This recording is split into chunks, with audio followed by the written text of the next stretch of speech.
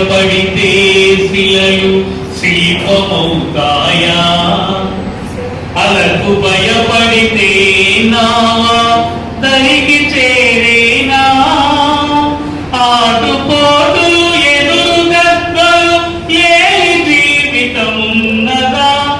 ఆటుపోటులు ఎదురు దెబ్బలు లేని జీవితమున్నదా? ఓర్పును చవి చూడకుండా మార్పుకు కావున్నదా? ఓర్పును చవి చూడకుండా మార్పుకు కావున్నదా?